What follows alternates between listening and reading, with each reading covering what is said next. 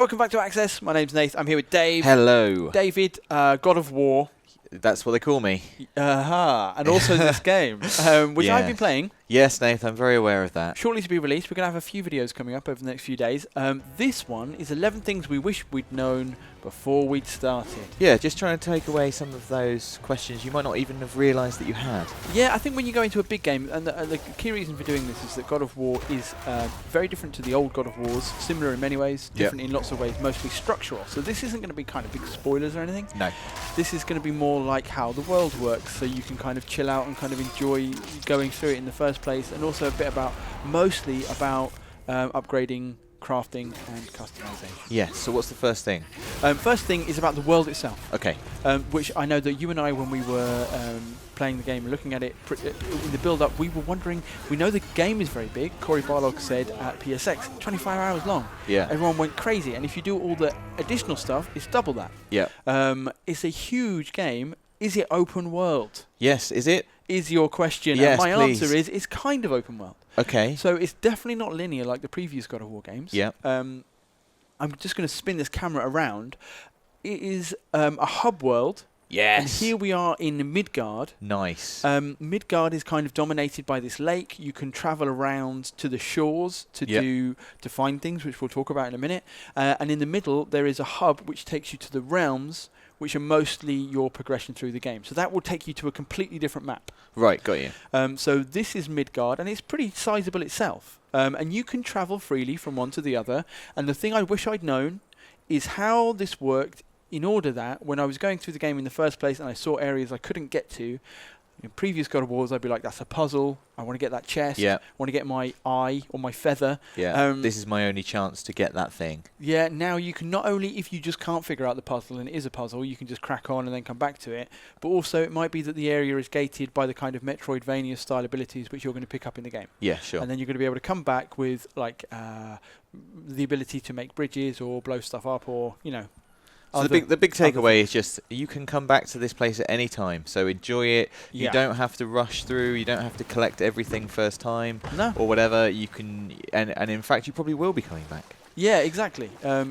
Yes, you will, and you'll probably drop into it. And part of the reason you'll be coming back is my kind of point number 2. One of the other things I kind of wish I'd clocked early on is the goals. Okay. Right. Okay. And by this I mean the activities within the world, and specifically, if we go to the menu screen, there is a section called Goals. Yeah. Which is like your mission section, and it's with the way, because I was in my God of War mind, I was thinking just linear path, just do all the stuff. Critical path. The journey is that path. Okay, and this is what you're gonna. I'm not gonna go down on here. Actually, I'm gonna move over. But the journey, those hand symbols over there, that is the main journey that Atreus and Kratos are on. Everyone knows how those missions work. Yeah. What I didn't realise, maybe because they're called favours, like just in terms of working out what the other activities were in the game, favours over here are basically side quests. Yeah. And those come when you explore additional areas. Some of them are on the main path, but you don't have to do any of them. But they are your side missions that will take you to other places, and they will encourage you to explore the world. Yeah, and I guess then they are favours for characters that you meet. Exactly, yeah. Right. And so like doing those two, knowing the difference will, if you want to crack on in terms of progression, you can go through the story missions of the journey. If you want to explore a little bit and get a bit more powerful, find some more resources, do some favours. So favours completely optional, but good for earning XP and other nice things. Yeah. What kind of scope are they? Are they? That's the thing, and that is the other thing I kind of wish I'd known. Don't think you're just going to be doing stupid fetch quests. Right. Like the first thing I did took me to an area which was actually I was doing one favour, right. And this is the thing that happens in terms of discoverability. Yeah. I went to an area of Midgard because I was doing one favour, another favour kind of popped up, Yeah. and there was an enormous beast, and I was like, this is why it was confusing. Yeah. Like this is still a side quest, Yeah. and it was. So just a very good one. The point being, like, they are completely optional. Yeah. But Option you might want to do them because there's yeah. really cool stuff. It's not like you Very say. It's not cool. just like go and fetch 6 feathers. Yeah. It's and actually, if we move along here, look, there are labours which are more like challenges, right, okay. which you might normally, it isn't just like find all the Jotnar shrines, Yeah. which is something you'll just do if you're exploring. Yes. But that's on top. No, the favours are proper structured missions. Right. Lots of very good content there. There's also treasure maps which work. They're actually quite hefty rewards. It's got a little location there and then clues how to get there. I love that kind of gameplay challenge. That's pretty cool. And artifacts, which are just collectibles you'll pick up, and Reyes will fill them out in this journal and explain what they are. Okay, goals then. Done. Keep an eye on what you're doing, understand the difference, and that will help shape you. Be aware that you're shaping your own experience by choosing what you're doing. Yes. Currencies and material. I'm just going to... This is getting into the whole big area of... I'm just going to set a waypoint here so I can kind of illustrate this better. So this is actually our first look at the map. This is just Midgard, remember, and there's lots of it I still haven't uncovered. It kind of goes all the way down here. We are just going to go to a smith here. The currencies that you can use. This is kind of the first point about talking about the upgrade and customization systems. Yeah. Very generally, just keep in mind, I didn't realise for a while that there is hack silver, which is kind of like your money. Yeah. You find that everywhere. You find that in small chests. You'll roll over urns and you'll find some. It's on dead bodies. And there's also XP is basically a currency. Okay, yeah, sure. And so when you come to start upgrading Kratos and customizing your different abilities and gear, just bear in mind, that those are two different systems that they kind of stand separately. Basically, XP is for upgrading and unlocking skills and abilities. Yeah. And hack silver is used for crafting and upgrading gear along with some other materials. Okay, that seems simple enough. I think this is some hack silver, just to illustrate that point. Yeah, it is. Nice. The other thing you should do when you start getting into customization, pop into the shop, and before you do anything else, I wish I'd taken greater look at the stats. Okay. Sounds obvious, because obviously this is kind of an RPG game at this point. Yeah. Coming from a God of War background, I kind of thought, I just didn't really think about it. Yeah. And obviously I know what these things, I can guess, mostly what these things do, because they're pretty typical: strength, defense, vitality. Everyone who played an RPG will know what they do. Yeah. Click on R3 just to take a look. There are some specifics that you should just bear these in mind. Have a quick read of them. For example, runic attacks. Turns out that they have, in learning the combat for a couple of hours, I use runic attacks a lot. Yeah. Maybe more than other people might do if they want to concentrate on other areas of combat. So I have tried to up that in the gear that I'm using. Yeah. And I will talk a bit more about how to change these stats in a second. But I guess the point is that you often just expect these bars to go up as you play, and they probably will, but it's going to be to your advantage to know that you can affect those bars. Absolutely. And you should, after having played for a little while and figuring out how you want to play, you should figure out which bars are important to you and work on making those go up, and worry less about making the others go up. Exactly. Okay. And so my number one thing with armor and crafting, this is that I wish I had known, is just spend the money. Right. I think both of us are probably guilty at different points. I get paralyzed when I'm in these games of so if you go, so very early on you get to craft some new chest armor, right? Is these options down here at the bottom? And I was like, shall I bother doing it? Because very soon I actually found a Defender's Cuirass, and I was like, oh man, well, if I'm just going to be finding these better things all the time, then I don't want to upgrade my lower rank stuff. In terms of how you get hack silver and materials, you can relax and just upgrade as you go and give yourself a more level progression. I think you'll probably enjoy the game more. Certainly it's fine to experiment. I was tentative about it. I basically did it in order to know whether I should or shouldn't. Yeah. And it turned out it was fine. So I love that as just a heading. Just spend your money. You have it, spend it on things, you won't regret it. Exactly. There's also, I see that there's a selling back option as well. So I guess you can, if you found yourself needing some hack materials silver. are harder to come by, but in terms of hack silver, you're going to be getting it back. Just to double down on the point about stats very quickly, you're going to see that as I go through the different armor that's available to Kratos, my stats are changing. So this is your first choice as to how you want to shape him. And it just gives you that indicator on the right hand side very quickly of you're going to lose strength, you're going to gain defense. With the big numbers. Whilst we're here, it is worth pointing out that you can swap armor once it's crafted and you own it. You can swap armor on the fly, right? So you might have something that's really good against a certain element, and if you're up against that kind of in a different realm or different set of enemies, then you might want to put that on, and vice versa. 100%. And I guess so. Having looked at gear really quickly, I'm just going to come out of the Smith menu, and then so that's spending hack silver. Do spend hack silver. Equally, I would say do spend XP on your skills. Right. this is none of these skills will replace another one. Yes. There are options for swapping out moves. We'll come to that in a second. But basically, nothing you buy, you're not making any choices here, really. Yeah. In terms of, you're not going to buy something which replaces something else you spent money on. The only thing here is really to keep an eye on specialization. So the skills are basically, they're based on 3 bits of equipment. Your axe, your shield, and Atreus' bow. And the reason that a lot of these they've got exclamation marks on because they're new is because these unlock in tiers which are connected to the level of that equipment. Okay, sure. And you don't need to worry too much about the level of the equipment because you can see the ones down there for level 5 are gated. But if I go back into the Smith menu here, you can see that this is the most kind of, the game is simply telling you can have a better bit of equipment. It's more like that than anything. Everything else is quite open to customization, and if you just go and explore a lot, you'll find materials. Here, they've basically just gone, if I just move over to the Leviathan axe, you only need one thing to upgrade it. The game drops it every time it wants you to unlock a new set of skills, basically. So I've got one more Frozen Flame to get, then I can unlock all those skills. So come back into the skills menu. The only thing you need to be aware of is obviously different abilities are going to suit your playstyle more than others. There's a nice preview window. I have concentrated on close combat rather than there's a whole kind of line of range that I haven't touched because I always used to really, really enjoy the kind of close combat combo stuff from the old God of War games, and this is the most like it. So basically, spend your money. Spend it on the armor, spend it in here. You can also upgrade all of your armor separately.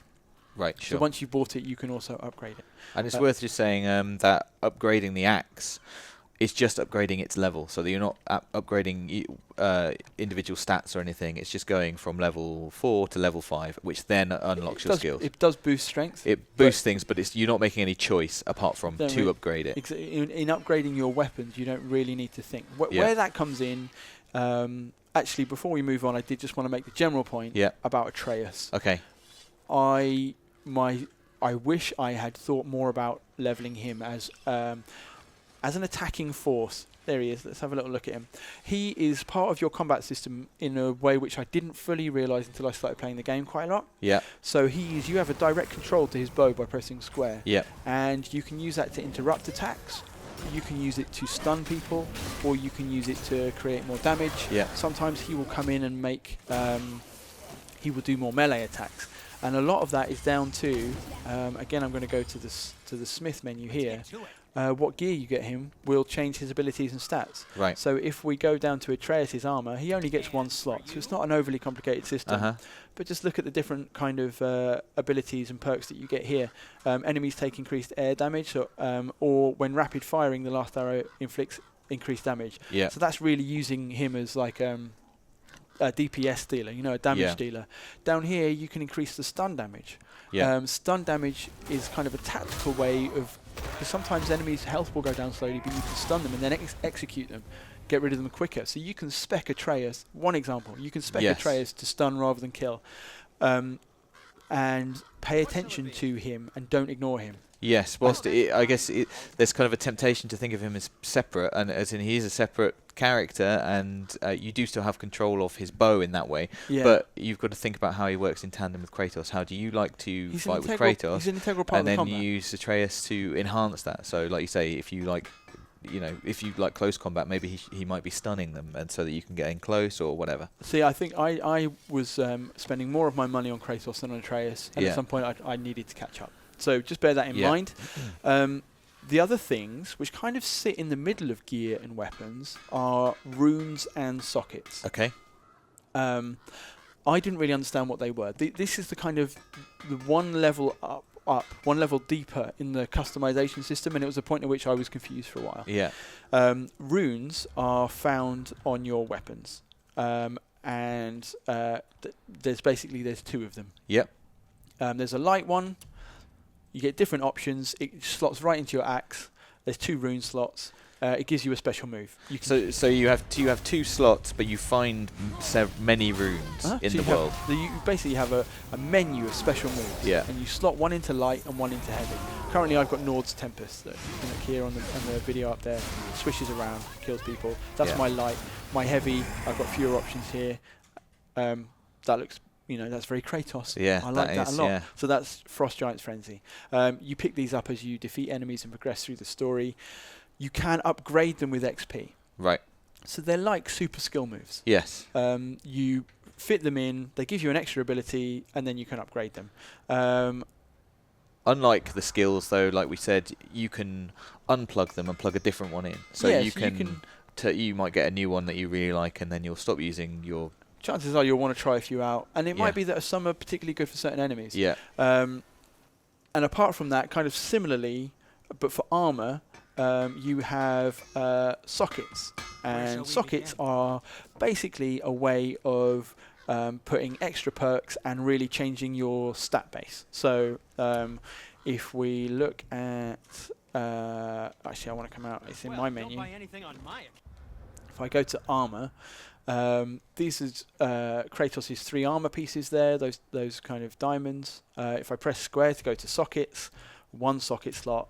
And these are all the different enchantments that I can put in the socket. Yeah. If I just go up and down, you'll see that currently the perk it's given me is sprinting for 3 seconds, grants unstoppable aura, preventing interruptions by enemy attacks, which means that I can sprint at people, do an attack, and even if they attack me, I won't get stunned or go backwards. I like that perk.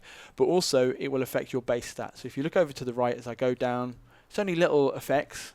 Yeah. But they do. If you're using 3 slots, then it does stack up. Yes. And it's worth paying attention to. Yeah, good point. And these will genuinely affect the way that, certainly with runic and strength, that like how quickly you're killing people. Yeah. So worth paying attention to. So that is kind of an overview of the upgrade system and the things that I wish I'd known about it. And the one thing I think it's worth saying is that you can quick save. Oh, that's good. And you can have multiple saves. Right, so you can just save at any time. Yeah, I'm going to save now. Actually, I've used up all my save slots, but I will still... Am I going to save over that one? I'll save over one from earlier on. I'm just going to save here.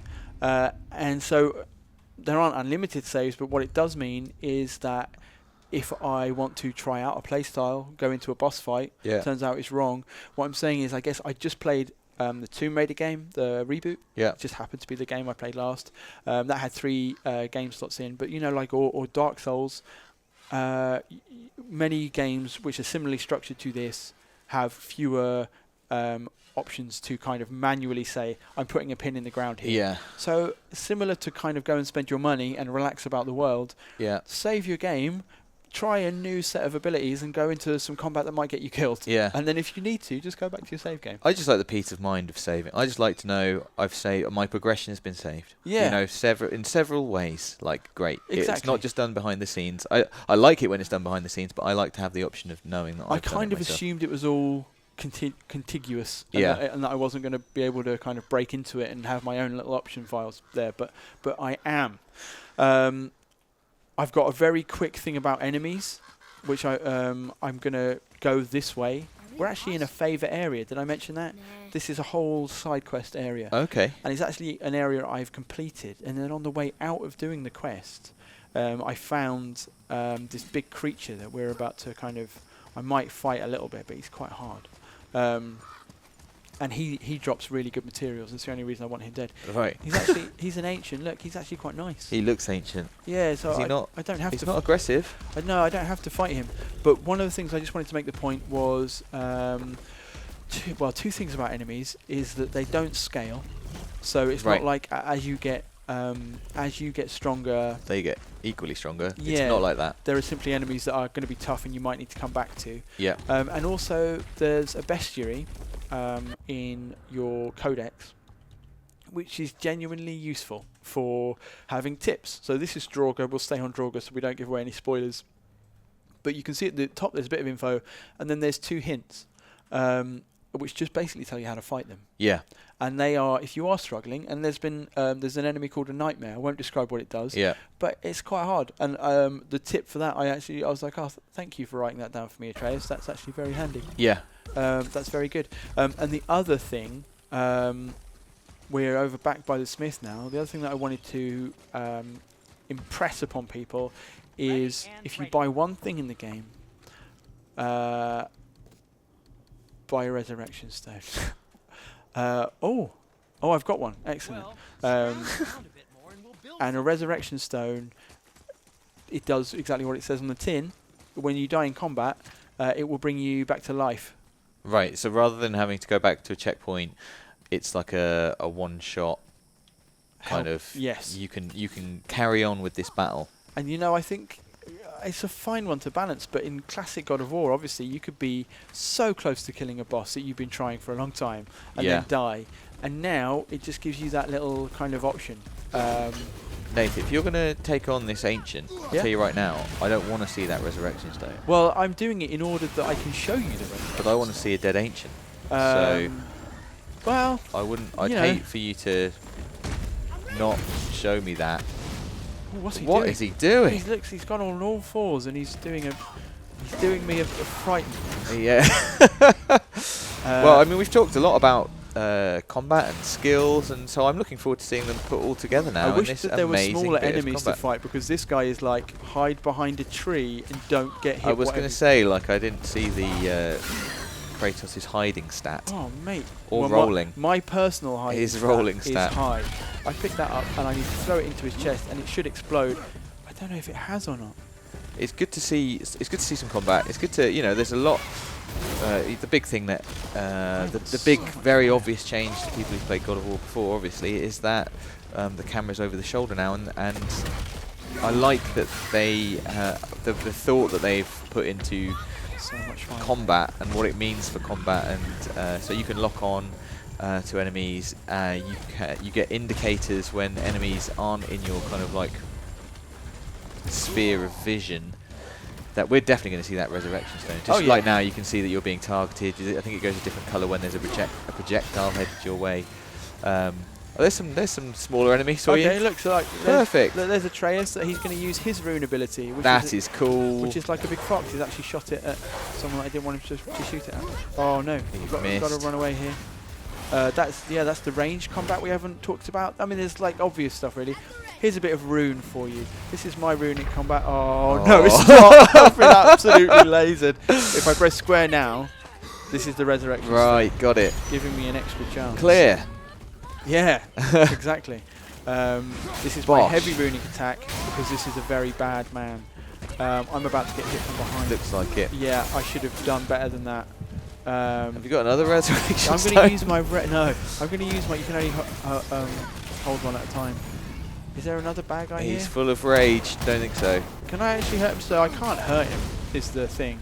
That seems like a problem. Oh, there is another guy. This video's going to end with me dying. Is that okay? We always knew. It's what the people want. The people are going to see me melt. In fact, I'm just going to embrace it. Embrace death. So look, that's our video. Look, 11 things that we wish you'd known before we started God of War. Just to try and take some pain out of learning this enormous, new, and so far brilliant game. There's just some things that you have anxiety about, isn't there? Like just knowing you can save all the time, or just knowing to spend your money. Like these are the big things I've taken away. Knowing that you can come back to areas once you've left them. In games, don't worry. Man, in games, if they tell me more than 3 things at once, then I get hot in the head. Yeah. I get confused. Give us a like if you enjoyed this video. Do let us know in the comments if you've got any questions about God of War we can answer before release, because we're going to be making some more videos. And on that subject, stay tuned to the channel, subscribe, and we've got loads more coming up.